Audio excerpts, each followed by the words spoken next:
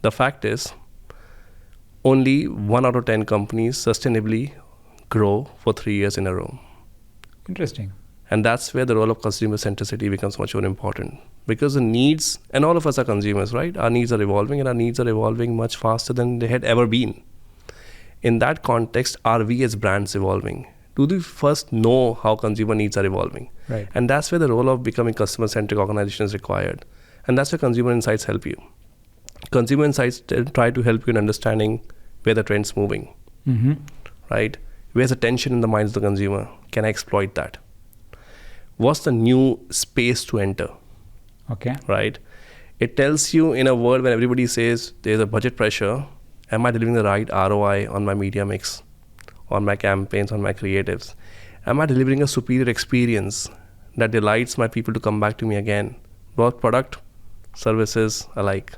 Right. So net, if you don't know what consumers feel about you, about the category and how they're moving fast, you're going to be a laggard if you don't know that.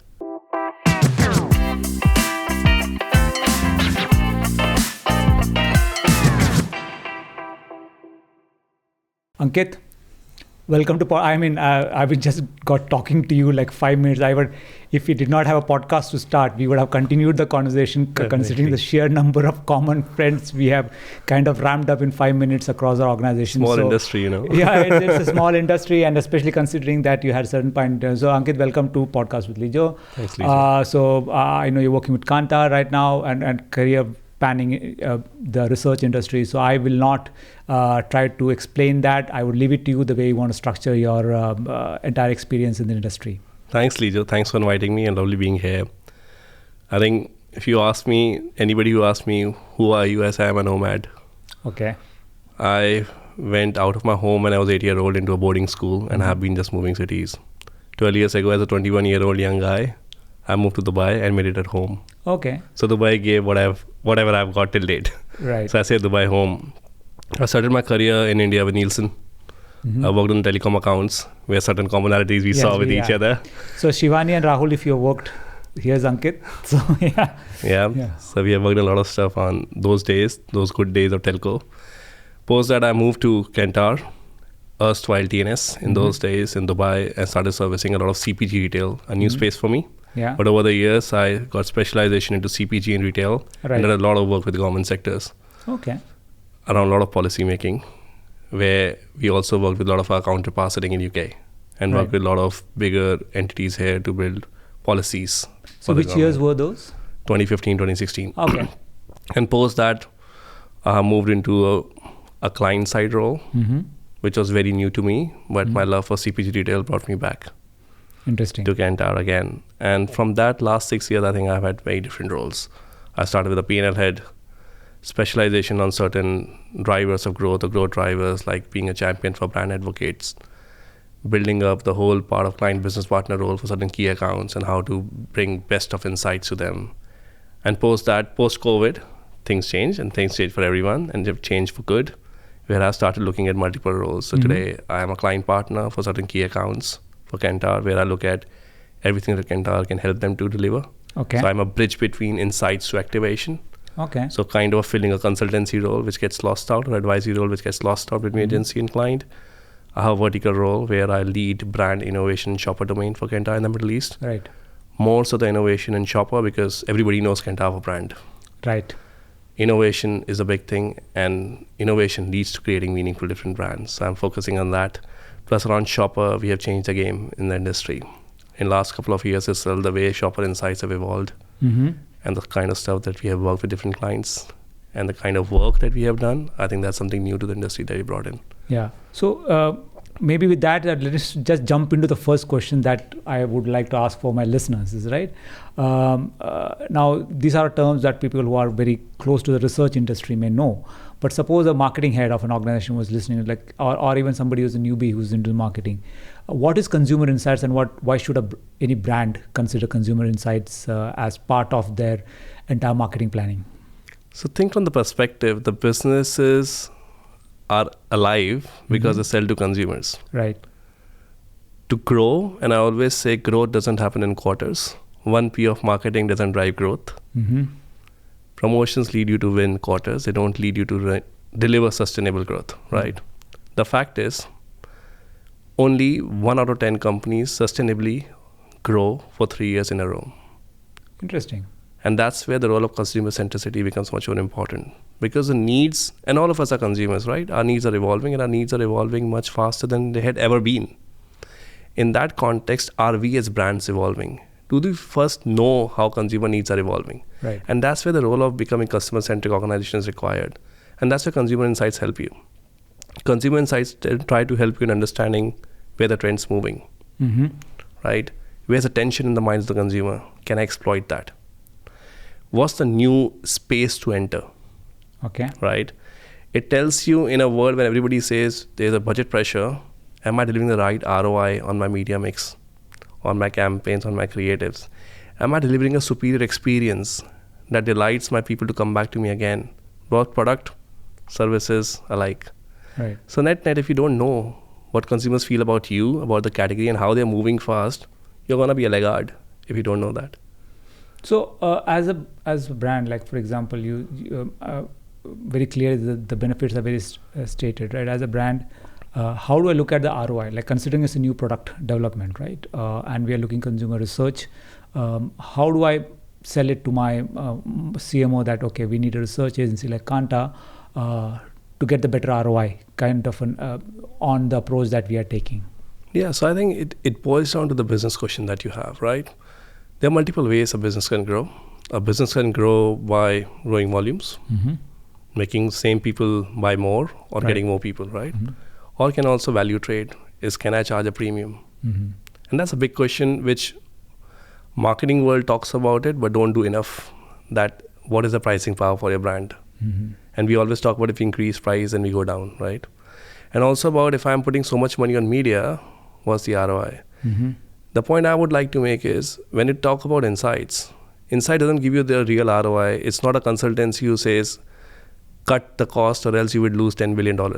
We don't do that, right? What we tell you is this is the opportunity to grow further. As an industry, we actually try to provide you opportunity for growth than cost cutting. And I would say that's how ROI comes in. And ROI doesn't come in short term. ROI also comes in long term. And balancing the short term, long term is quite critical. And yes, that's where the industry has evolved. Over the years, we know how to balance short term, long term. Okay. So anything that we do, any work that we do, and that's where the infusion of analytics has become a very big thing in the industry, is how we are able to identify across a lot of data pool that you're sitting with, what are the short-term indicators, what are the long-term indicators. That defines ROI. But yeah, you need to start somewhere. Correct. And start somewhere small, become big, and over time you see the value of what insights add on to it. But without it, we are literally data rich and insights poor. Interesting. So I always keep hearing this thing like you should be not data influenced or not data driven completely. So that the softer thing. So do you do a mix of like for example, how does the shopper insights take place for a brand, right? Do you have consumer studies? What is the approach that you take? And more importantly, I know you cannot take brands names, but kind of case studies that proves the point that it does deliver ROI in the short and the long term. Yeah. So if you ask me, shopper insights was something lost in the whole of marketing world for last few years. And I've been in the region for 12 years and I can say that. Post-COVID, when things change, and that's where understanding consumers or shoppers is important, people started moving online. Now what to do? You never know anything about it. Now with inflation, we never knew what's going to change the macro environment. Inflation came up, people moved to discounters. Yeah. Today, Viva is the fastest growing discounter in UAE. It's a discounter, right? That's we have seen in Europe. So that's where, firstly, we start looking at how trends evolve. A lot of my stuff that I understand from my perspective is a lot of stuff comes from Europe here in terms of trends. That's the first place. Second is about where are you in that journey. So when we talk to clients on Shopper Insights, it's simply, for somebody who doesn't know it, Shopper Insights is simply how people shop, where, when, and why. Do people had no Shopper Insights before? I would be wrong to say that. They had. They continue to have it. The medium they had it, and they continue to have it, was using behavioral data, market share, penetration, which Kantar plus different agencies provide, right? That's important to have because that's a key KPI for short term. In my view, when I talk to clients, is having a behavior data with no context makes no sense of that data. It's a data. with no insight. You can use it for certain tactical activations. You cannot use it to build the whole context of how your brand is consumed. At the end, think from the perspective, we all are shoppers. We go shop because there's a need. Till the time I don't understand the need and marry that with how they shop, I don't know how that outcome was the way it was. And I'm only focusing on the outcome today with the behavioral data. And that's why Shopper Insights has actually taken a lot of place in the discussion that we have in the last 2 years. Like I have done more than 50 odd projects in the last 2 years that I have never done in my career. Wow. So that's the extent of how, and working with local and global clients alike in multiple fields across the region. So what it actually does, and I can give you a couple of case studies where we tried to use multiple methodologies. Obviously, in pre-COVID era, it used to be, let's talk in the moment to shoppers, inside the store, exit interviews, observations. Good, we do that. Not every time retailers would allow you today. Okay. Now, again, understand the context. The context is people are moving online, people are going to discounters. People are moving from traditional trade to modern trade. In that way, can you, by understanding the whole logistics of feasibility part, can you do that kind of methodology everywhere? No. It's not feasible. Right. So you need to understand where you are in your journey. Either you have said a brand A is clear that they want to partner with a retailer A. They want to do a joint business plan. So we need to do a category management. Yes, I can do those methodologies inside the store for that particular player. But most of our clients that we have seen in the region are trying to understand how the behavior is changing in the O2O world. By O2O world, I mean omnichannel world. They want to understand why do people choose different channels? Where is my brand winning and why not? Is the profile different? Right? Is the mission different? And hence we try to do a shopper UNA kind of a survey to understand the overall connected shopper journey. The difference versus before is we today try to activate consumer demand moments to the shop floor. So what we are trying to change the narrative in the market is how we bring brand marketing, trade marketing together. Let's stop the silos in where you run the business. Yeah, it long overdue. Right? They just the transaction. Yeah. So today, if I'm working, a brand marketing team has done consumer typologies. This is my consumer. That's XYZ. This is what we define. These are 5 demand moments, right? The thing is, you have to activate that in the store. Absolutely. You have to sell. Sorry, it's good. You have to sell, right? That's how business grow. And you sell profitably at the right place. That brings margin for you and the retailer. Otherwise, because retailer is not interested to grow your brand, is interested to grow the category. Absolutely. And they're hungry for suppliers to bring insights because they are sitting with more behavioral data than you are sitting with. Yeah. So they're looking for suppliers who bring insights. So that's where a lot of work that we have done. And I would highlight a couple of case studies where we used a mix of exit interviews, observations inside the store at the aisle, plus passive measurement where we gave mobile phone for somebody to keep in the pocket. No questions asked, just move around, do your normal shopping. Okay. Once you came back, we ask you certain questions, not directly to how you moved around, but we try to correlate that. So one of the findings was one of the retailers was in one category not winning in a category. That came from the market share data. Right. They are not the biggest ones, though they are the biggest retailer, but not big in this category. Okay. And when we did exit interviews, we figured out their aisle was not noticeable. Okay. Now, when you combine that data with the part tracking, what we figured out was if people go, the higher probability people go from right to left, that category which we are talking about is a high value category that never came in the eye level. Wow. I would assume that that's kind of a very basic information a retailer would have, right? Right. So they had a different category. So it was just flipping the aisles. Okay. Right. Because you have 2 entrances. You don't know how the people go about it. Yeah. You put an aisle in the hot zone, but the aisle is not at the eye level. So it doesn't create an impulse. While the other retailer who was actually growing the category had a lot of displays outside the aisle. Okay. So they had 23 displays versus 6 displays. So they were actually intercepting shopper every time to sell this category. Wow. So that's one kind of insight that can emerge. So that actually did quite well. The second is also, we don't even stop at insights today. We really deliver a Catman solution. So we deliver insights, understand how people decide inside the store. We take it to a next level where we take EPOS data. So a brand wants to partner with a retailer. We have the shopper insights, how shoppers shop, how's their decision hierarchy. Then we take the EPOS data of the store from the retailer, the actual data for the category. We take the market data, which the client is sitting with. and we try to use VR and algorithms to create a Catman. That actually, and that's where the AI and VR comes into play. So for our listeners, if you can explain what is Catman? Okay, so Catman is a category management solution. So when you go to the shop floor, you're going to an aisle. Yeah. There are two people who go to aisle. One who is searching. That person has decided, I want to buy brand A, format B. Right. What is your role as a retailer? To make them pick it up quickly, move out. One other myth, which I discuss when people say, make them spend more time aisle. Nobody wants to spend more time at the aisle. Sorry, it's boring.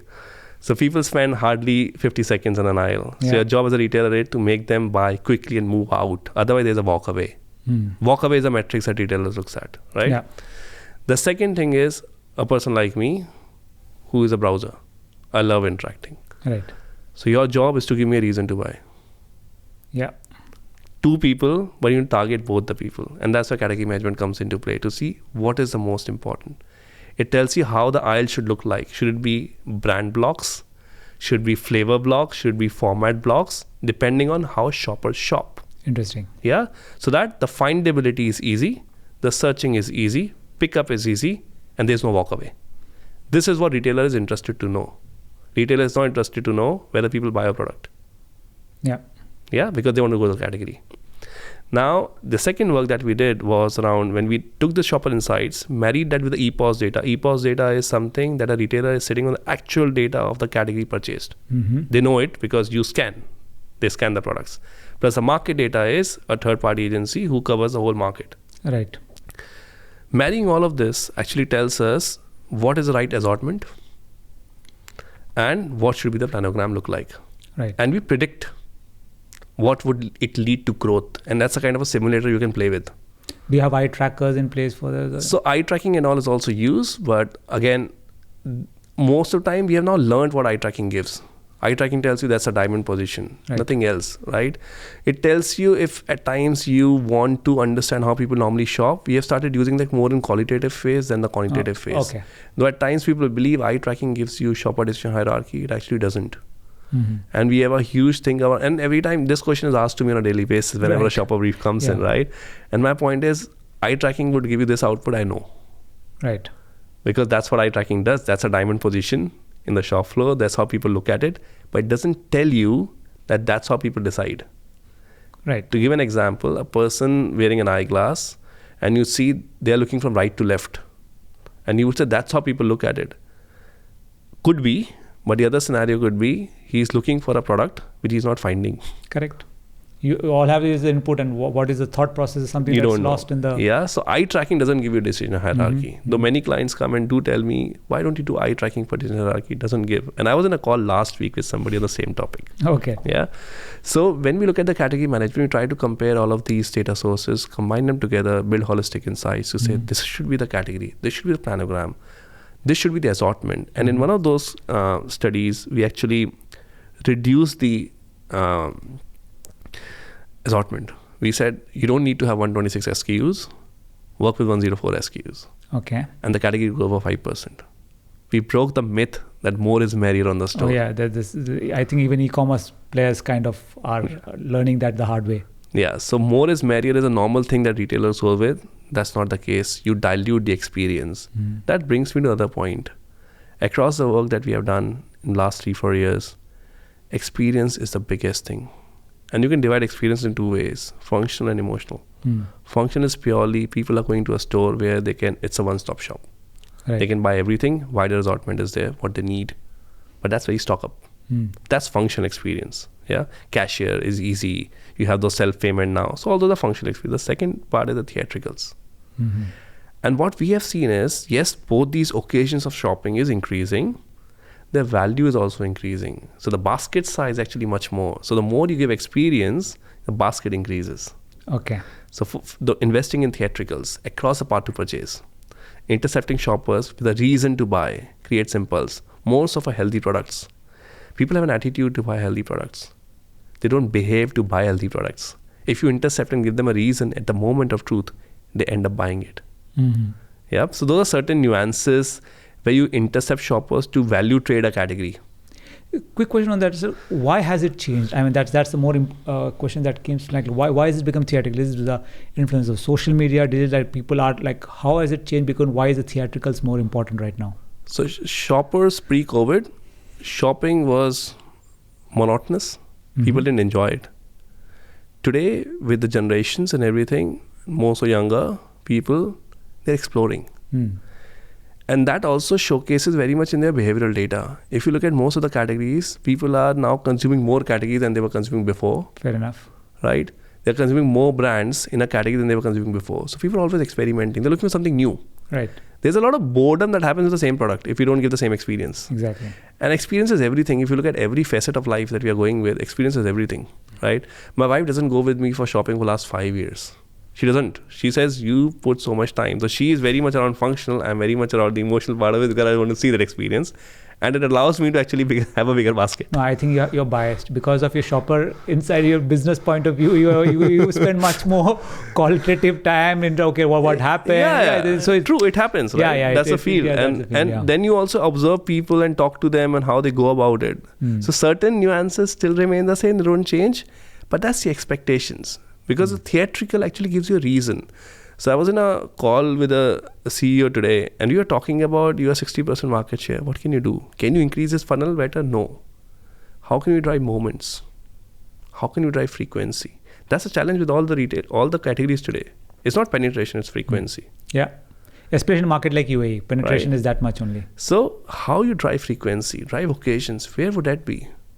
People, the fact is, the number of times people are going to shop today has reduced. You have lesser touch points to interact with the shoppers. One missed touch point is the biggest lost opportunity. Now you need to maximize. If I go 3 times in 6 months to shop, you need to maximize those 3 times because if I miss one, you have missed 20% of the overall year. Right. Yeah. So how you activate inside the store to give reasons for people to buy. Make a product which is versatile, usable in multiple things. Make a value add because that's how people create a value. People come and talk about it's a promo war. People always look for value. Right. Yeah. And that has always been the thing. It's about value. That's the reason premium brands sell. Otherwise they would not sell. So very interesting, just changing a little course because now there's so much of data, right? So and I think with the AI coming in, there, as you said, I remember part of the conversation was context, right? Getting the context of why did they buy, because that's missed in the entire jigsaw puzzle, right? What are the context? But all you see is that somebody picked up something, but what was the context under which they picked up? Yeah. Is AI helping you do that more? Like, is it giving a better context? What are the kind of different tools that you use to make sure that, like with AI, that's going to change the conversation around consumer insights? AI is here. Yeah. We're already using it. Yeah. And I think everybody's investing into it. It's not running away from it. How we are using it could be different, right?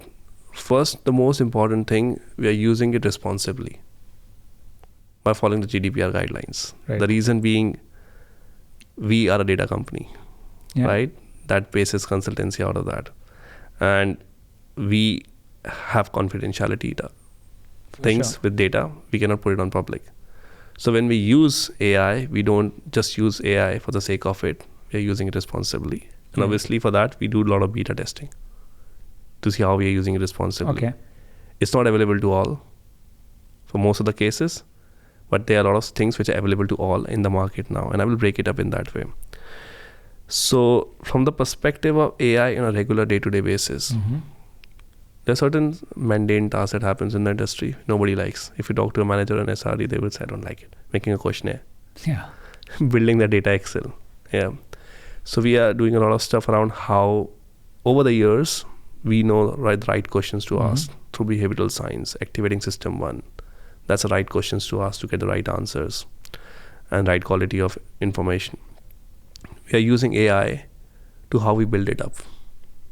Okay. That's one application. The second application is you get a huge data sets, more so in Shopper Insights. There's a lot of data. How can you summarize it? Yeah. AI can beautifully do it. Yeah. Yeah. So the focus of the person then moves into creating activation plan, then really finding. And that's the journey that the whole industry is going to take. Moving from data to insights, which we did, to really so what. That's the thing. So what, now what? Let's not talk about findings. Yeah. That's going to change the way everybody talks, and that might also mean the skill set needs to be changed. So when you say developing the questionnaire, now always the developing the question always had this thing of human bias, right? When you're developing the questionnaires, the person who's asking the question has got a bias. So does AI bring its bias to it? Is there a risk? Is there a checkpoints that make sure that there is no AI, whatever bias is there, because it finally input that goes in, right? And Google is finding it the hard way. Yeah. But is there anything that goes in to have those checkpoints on a human level? There are, right? So like few things over the years, standardization, automation is happening. Yeah. So we already have automated templates for certain things. Like Kantar, for example, is a brand business. We are the leaders in the brand business. So we do everything to shape brands for future. We take pride in that. But we do know how to get the answer in the right way. There are a lot of audits and all have been done in the past. So we know what is required to be asked. And we have certain templates to be used. That saves time. It's about how today an individual is building, using those templates to build it further, is how AI can do it. Obviously, there would be a role to check it, right? But we are moving towards standardization. And there's a need. There's a need because you need right normative database to make sense of how evolution is happening in the categories, brands, and everything. For that, you need to ask questions in the right way. Second is a bigger need of speed that can only come when you start building automation in place, right? So yes, manual interventions are there, but the first level, which a researcher was used to do, is already over. Okay. So we have platforms which are end-to-end. So today, we have a platform called Marketplace, where we use our IPs, which are end-to-end automated. Okay. When I say end-to-end, we log in the job, we download the questionnaire, send to the client. And there are certain changes required, we do it. We click off a button, the survey goes on live in 6-7 days, or even for some in 2 days or 3 days, 24 hours. We get the output templated in the deck we are supposed to send. Now my role is to make sense of it. As simple as that. And that's happening. Yeah. Would that be needed in a few years' time with AI, making sense of it? It would still be required. Okay. And I would put it from the context of how AI is going to be used. So today, AI is used more to bring effectiveness and efficiency, right? Later on, AI is going to be talking about giving an edge. And that's where the roles might change.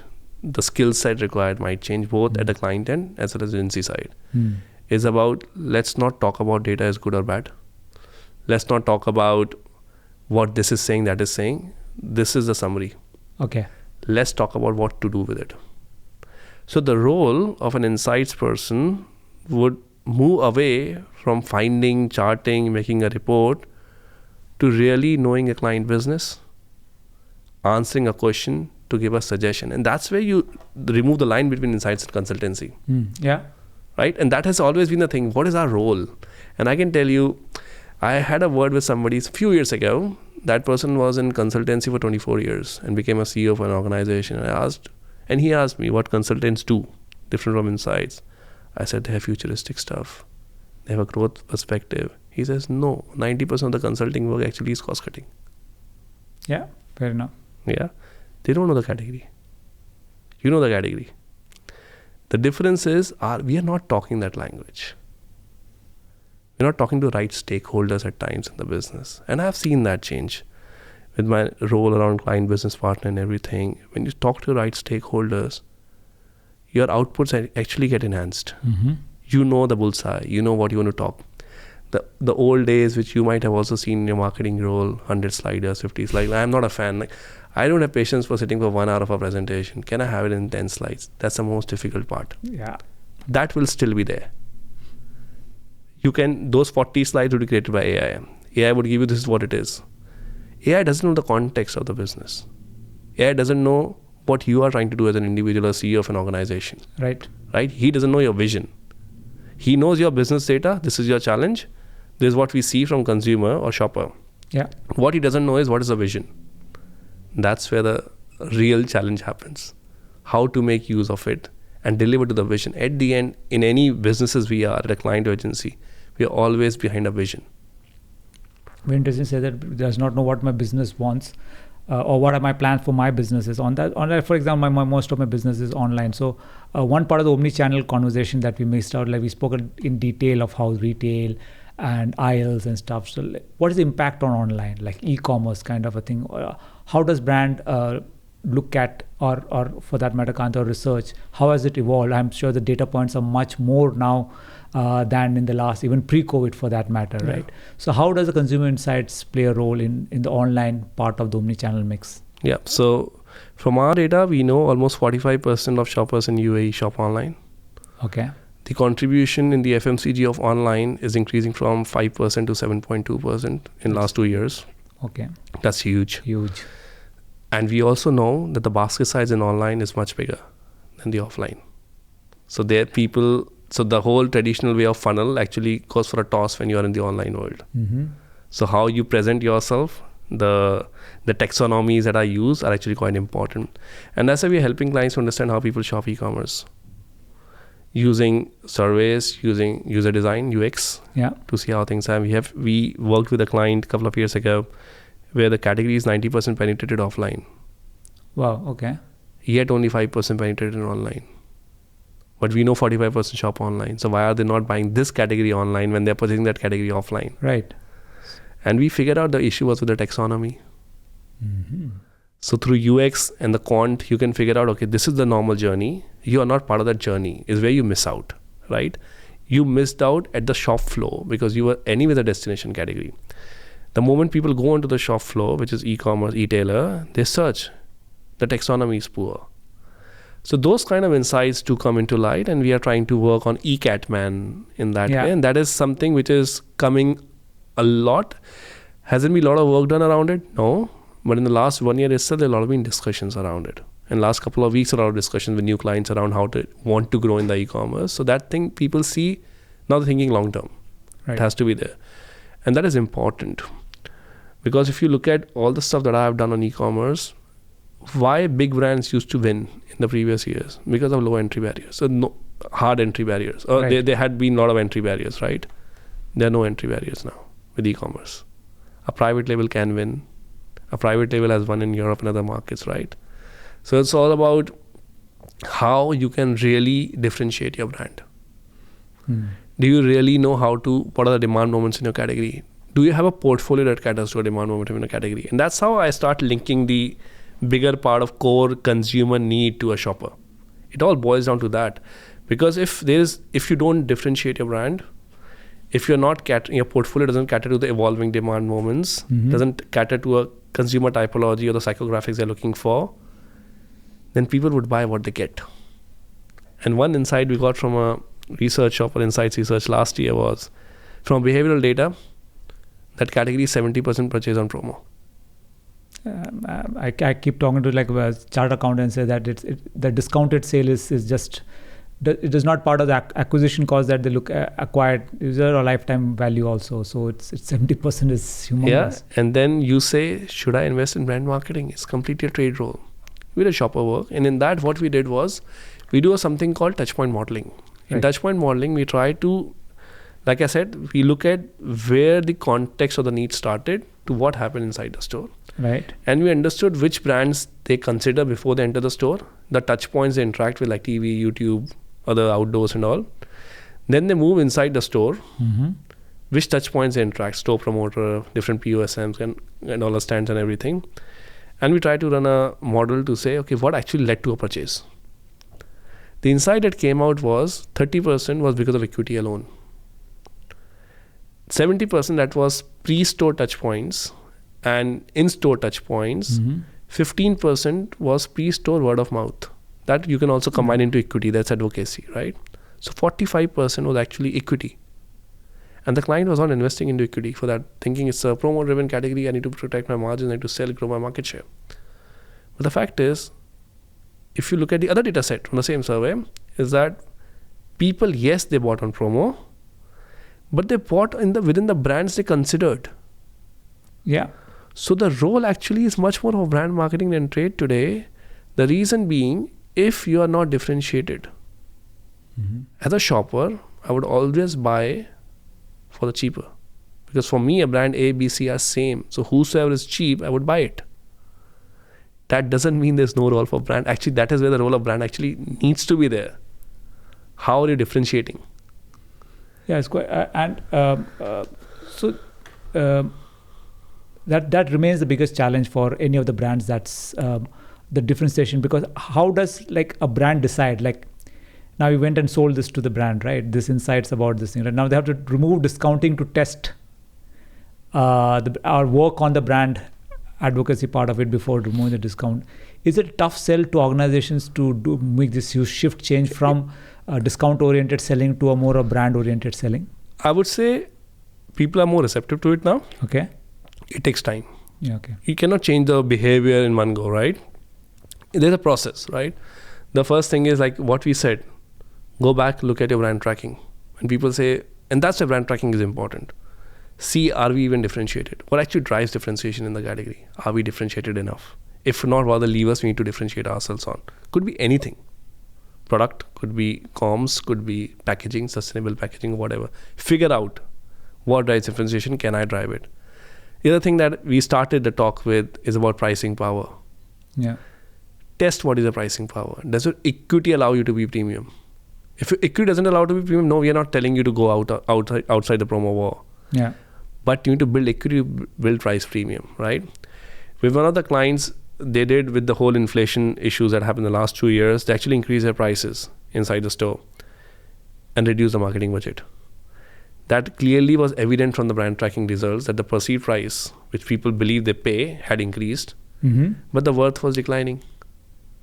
So the premium positioning of the brand got for the toss. So now people don't think at that price you're premium.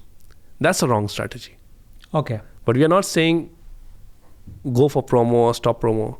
We are saying test, build your equity, then test whether that equity supports a price premium, then charge a price premium. I can almost imagine a fight in the room between the trade marketing and the brand marketing guys trying to get to a conclusion.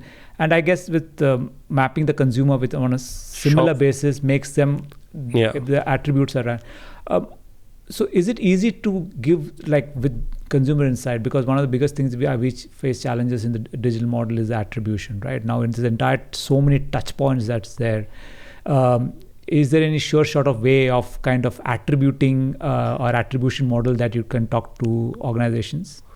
I would say we do a lot of work around total media ROI. We call it as Lift Plus, where in the whole world of cookie-less, a lot of data-rich, unstructured data we are sitting with. Yet I don't think our region has yet evolved. We talk about it, we don't do it enough.